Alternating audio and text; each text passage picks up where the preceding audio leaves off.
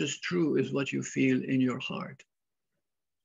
And when you begin to feel the real feeling that's there, then you know you're beginning to live truth.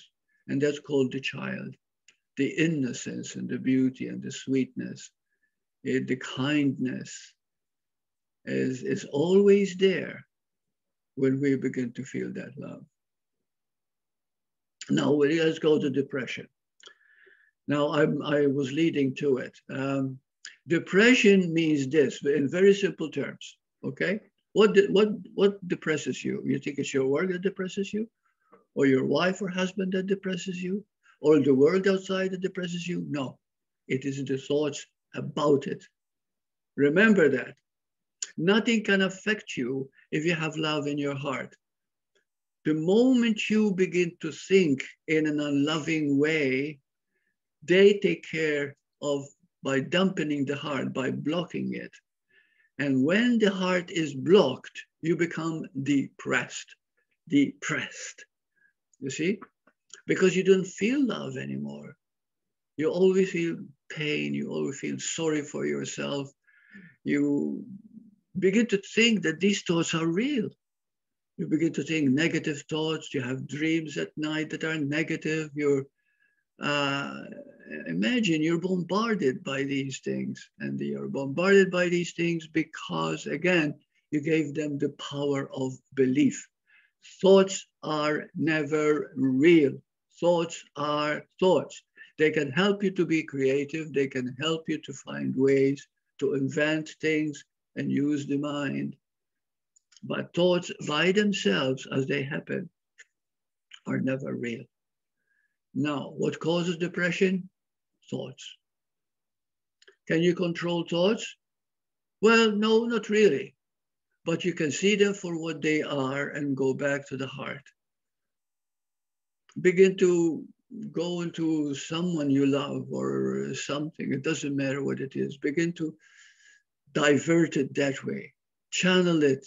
Channel your thoughts into something loving until you begin to feel it in your heart. And when you begin to feel it in your heart, it starts to take over. When it starts to take over, now that's the spiritual path. That's the growth.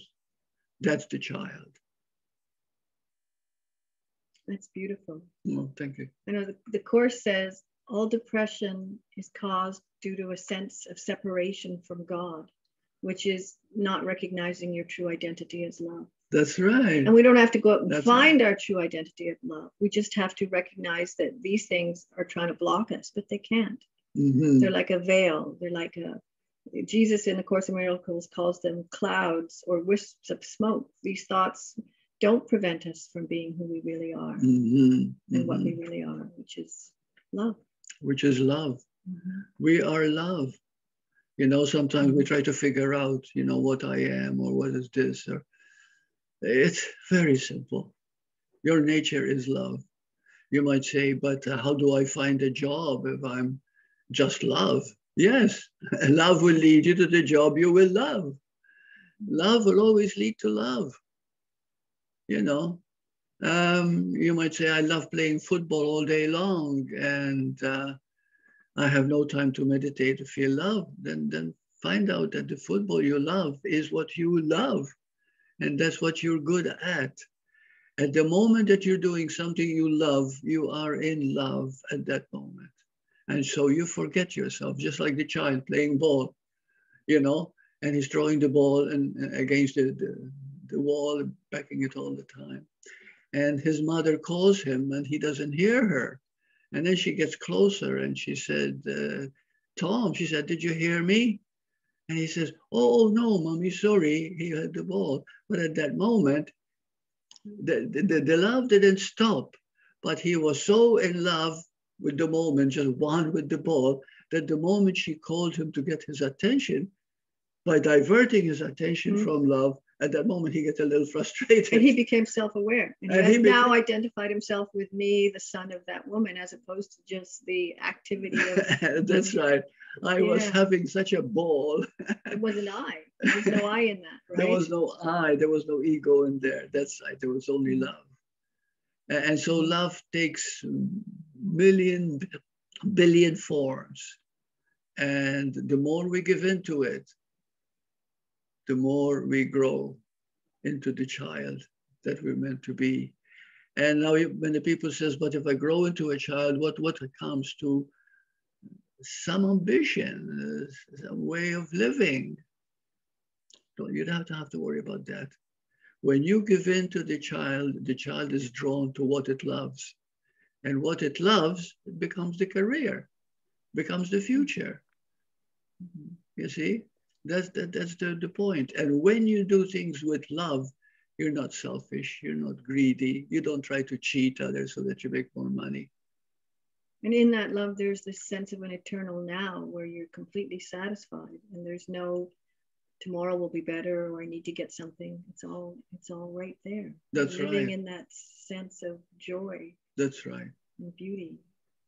Mm-hmm. Yeah. So those are the questions that we have, right? Mm-hmm. Okay. Are there any questions? We have a question, Burt, we have a question from the group. We have a question from Rosie, which I will read it out for her, her request. She typed it out. The question says that, hi, Burt, how do you start to forgive someone you beautiful. love with the intention to hurt as many in my family as possible and in their own lives since? Yeah. Okay, let me tell you. Okay, I don't know if you heard it properly. The question was, how do you forgive somebody who murdered someone you love with the intention to hurt as many people in my family as possible, and then also this individual has taken their own life afterwards. So this is somebody who, I guess it was a murder-suicide. So how do you forgive somebody when you're directly affected by that? When you've been a victim to that? Oh, I'm not saying that would be easy. That's not an easy thing, but at the same time, it happened because it needed to happen. Now, there is another thing which I didn't mention earlier, is that nothing happens by chance.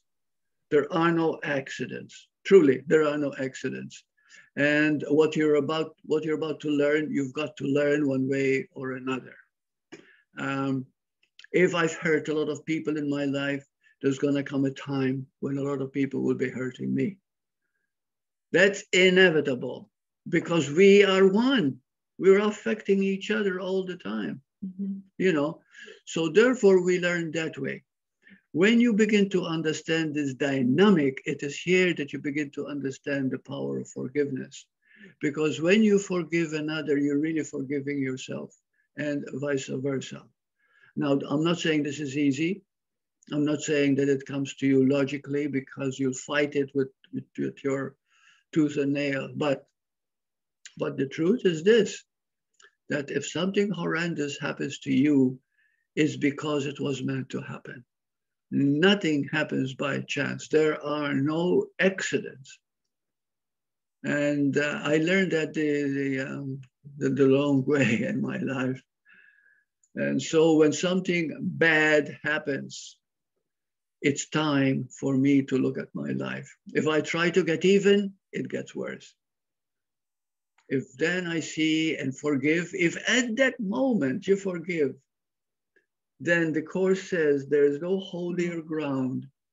Well, how does it go? Where an ancient hate becomes a present love. There is Yes. no holier ground where an ancient hate becomes a present love. That's right. Yeah.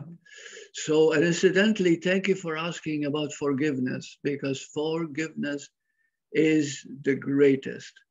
So combined, so I was talking about love, okay? It's true, but forgiveness has to be a companion all the time, to forgive, forgive, forgive. If you don't forgive, it eats you up. Why? Because the person you hate is you. You might think you hate John, you hate Mary. No, you don't. We are all one. It took me a long time to actually come to that point. There is nothing and no one outside of me. And what I think about you is what I really carry and think about myself. And it's always like that because we're all one inside. So if you hate another and you want to hurt them, believe you me, what you're doing it is to yourself. Because by getting even with them, you're doubly hurting yourself.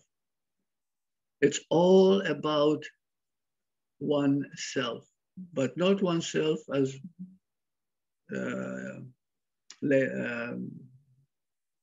oneself. We're all oneself. We're all one. And so how you feel about another is how you feel about yourself. Are you willing to forgive? Then that love will return to you. There is nothing, forgiveness is the quickest way, and the Course says that, and it encourages us to do that. Forgiveness is the quickest way to develop the love in you, the dormant, the awakened love in you. There's nothing more beautiful than forgiveness, really, you know, just like the psychologist who kicked his dog. And the moment he saw the dog licking him after the dog was yelping with pain, he forgave. And he saw, my God, he knows more than I do. Oh, he forgave himself at the moment the dog forgave him. That's incredible. Yeah. Well, yesterday when we were listening to Eckhart, I've heard he described forgiveness in a way I hadn't quite heard before. He says, what we're really doing is we're forgiving somebody else's temporary unconsciousness. And when we forgive their temporary unconsciousness, then we're more forgiving to ourselves when we behave in an unconsciousness, which means anytime we behave out of a sense of a separate self instead of from love. And so it's beautiful. Yeah, it's beautiful, yeah. Okay. So forgiving is actually a reminder to ourselves. Yes. Yeah. Exactly. I have a question regarding thoughts. You talked about thoughts. I thought maybe in the child stage, the child stage,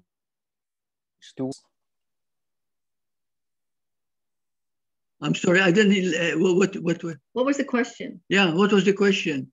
Do we have thoughts in the child stage? If we, let's say, I see. I see what you mean. Yeah. The child thinks. Yeah, but the child is still innocent, and because it is innocent, it doesn't harbor anger or the getting even, or you see, as we grow with this hate in us, we want hurt other people. We want to do bad things to people to get even. And the more you think like that, the more you ruin yourself. The child's innocence means that the child now is more is innocent. I don't know how to explain innocence. He might have bad thoughts, but they don't stay long. They change very fast. You see it in any young child. They forgive so fast, they forget. Or you might have inspirational thoughts. For instance, to make a beautiful, for instance, the young girl who made this painting behind us, she was inspired to make that thought from a childlike state. That's right, yes. And then you also might have thoughts like, oh, I have to go to the bathroom. But you wouldn't necessarily have judgmental thoughts, because at this point in time, you're surrendered. So you're not judging anything. So there's no thought of that nature. Yeah. So the point is just to live a surrendered life. A surrendered life is the child's life. Excuse me. So the child, as a rule, and we're talking about the child in the sense of spiritual sensitivity. Okay, it doesn't harbor negativity. It doesn't harbor ill will, because it's not in its nature. You see, the nature of the child is very beautiful, unless, of course, the child is brought up by being beaten and raised up in slums and where everybody is stealing from everybody else and raised up with such a mentality, getting even. Then, of course, it has, but then again, it's no longer a child. This young man has now become no longer a child. He's lost his innocence, you see. And when... Well, to me, the thoughts that we have as adults are different than the thoughts that we refer to when we see a child have a thought, you know. The thoughts that we have as adults, I think, involves things like comparison and differentiating, categorizing. Those are thoughts. They are essentially, I think, hesitations, doubts. Right. They are doubts in us. They are second guesses. They are repercussions, like that we, you know, those are the thoughts, I think, those are the kind of thoughts that we have as adults. But both stage, to me, they don't really have thoughts. They have realization. They have something clicked. For example, they like to eat an ice pop. They love to give you a hug. Yeah. They didn't think about it, right? They just did it, or they just had That's that right. Spontaneous. moment of realization to their heart. Yeah. Right. Exactly. Yeah. That sweetness. That's the child. Yeah. And that child's innocence, when allowed to live in that innocence all the time, that is the big, because many parents go to psychologists and it's to learn a course in parenting. You don't need a course in parenting. Nobody does. All you need to do is love your children, allow them to be children as long as they can possibly be. And when you give them the child, they develop their own sense of responsibility. They automatically love you so much that very love itself brings maturity, brings understanding. And yeah, and that's right. What you said about the child was very good, very nice. Yes. Yeah.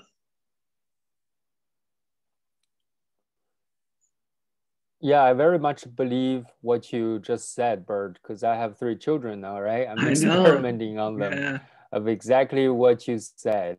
You give them love, and you don't necessarily teach them how to live, because you don't know how to live yourself. You don't need to I mean, discipline them or teach them the rules of the world. Is that's not in existence. And if they do something wrong, you explain to them that they hurt themselves by it, you know, and you explain it in such a way that they can understand it.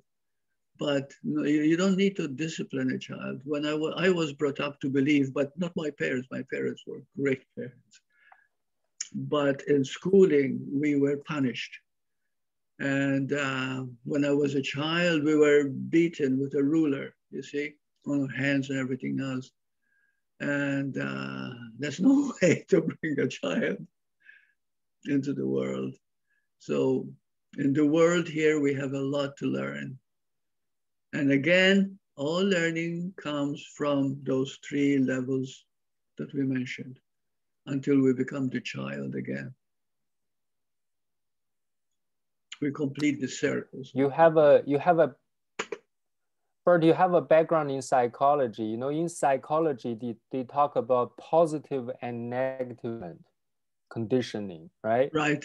They talked about, for example, negative reinforcement is to punish some behavior to prevent future repetitions, right? But positive reinforcement involved rewarding certain reactions. So what do you think about rewarding? Would that be something that is absolutely positive, or is the same as punishing people?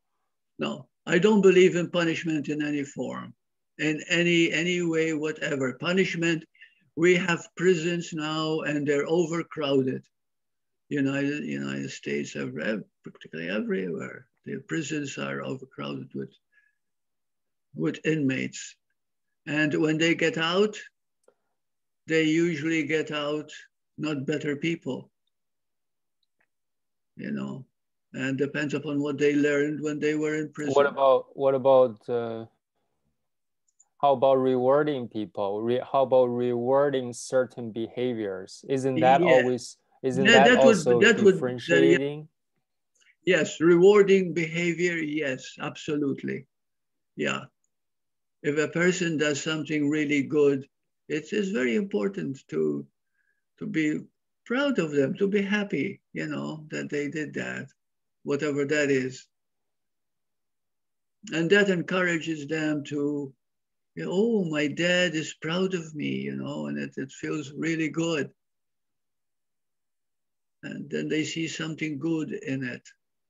When they start seeing something good in what they're doing to another, that's when they develop the maturity to love. To love starts to grow. The child in the beginning loves its parents, and then it starts expanding. And that's how it spreads. But if the child has had no chance to develop because he was punished by his parents or school teachers, well, then we don't have much of a child becoming a famous human being. A great human being, that is. Do we have any other questions? Or Susie, do you have a quote you'd like to read? You have something, honey? Yeah, I have a quote. Nice. It's from lesson 127 in A Course in Miracles. I'm not going to read the whole lesson because it's quite long, but the lesson is called There is No Love But God's. And so it says, love cannot judge. As it is one itself, it looks on all as one. Its meaning lies in oneness, and it must elude the mind that thinks of it as partial or in part. There is no love but God's, and all of love is His. There is no other principle that rules where love is not. Love is a law without an opposite. Love is a law without an opposite. How about that, eh? Yeah, there is no opposite to love. And love embodies all qualities that are rich and pure and happy and peaceful and so on. And to love is so simple. Very simple, isn't it? To love. Yeah, I have actually at the end of this lesson is this beautiful, forgiving quote. If I can find it. That this is how you practice forgiveness. You think of the person that you are the most annoyed with at the moment, whoever that might be, and you say, I bless you, brother, with the love of God, which I would share with you. For I would learn the joyous lesson that there is no love but God's, and yours, and mine, and everyone's. Beautiful. Beautiful. Well, I hope that these questions that you have asked, they were very important questions, the 3 questions that we answered. I hope they were satisfactory and understood. And remember always that you don't need to develop yourself. The development to love is already there. You're already love. And the reason to remember is this, that we live in time and space. And time and space are horrendous. There's a lot of suffering in time and space. Even if you go to do a little shopping to buy a chocolate or something, you've got to go and take the bus or to walk for a long time, and you come back and time has gone by. You see, in other words, that's time and space. But in truth, the spirit that we are does not live in time and space. And that is the heaven inside us. That is the truth of us. That is something that is not inborn or outborn. In fact, we were never born, and we were always living in perfection. And we shall die in perfection. And this is the beauty, you know, God is the most beautiful thing that there is. Just the thought of God gives me shivers of love and joy and peace. And it's not a religion. Don't confuse God with a religion. When I wrote the book, The 4 Unknown Facts of Reality, the voice said to me, don't call it God, call it emptiness. Because God is invisible, God is spirit, God is empty. You see, and from that emptiness comes everything. You see? And I didn't like emptiness in the beginning until now I understand it more and more. When the mind is empty, the heart is full. And so emptiness, although it is one of the greatest fears of mankind, because they confuse emptiness with an empty heart, like feeling empty in a negative way. You know, there's no meaning, there's nothing, very, very negatively. Right, like depression, as we discussed earlier. Like depression, yeah. It's interesting because the depression is when we're identifying with ourselves as the separate person. So the emptiness in associating ourselves with a separate person seems to be a painful emptiness, but the emptiness of realizing we're all one is pure joy. It's pure joy. It's love itself. There is no greater joy. Yeah. Yeah, I see you coming into the room and I felt your joy. Yeah. Great. So, time brings us to 5 o'clock. And oh, yeah, 5 o'clock. Oh. Yeah. Okay, so, well, thank you for letting me explode. Thank you, Burt. I enjoyed it. Yeah. And if you have any questions at all, reminding us of love. Yeah. Let us have your questions. As love as our nature. Yeah. Let's see if we have more questions. I think we have only Seja and Turaj. Seja, question about, if we're only meeting on Wednesday. Yes, for now, we're only meeting on Wednesday. And Seja is very happy that she can talk to you in person or listen to you in person. Yeah, just so you know, Burt. Seja, I guess she watched a lot of your videos and she's glad to hear from you in person. Right. Oh, thank you, everybody. Thank you. Thank you, Yes, Burt. thank you.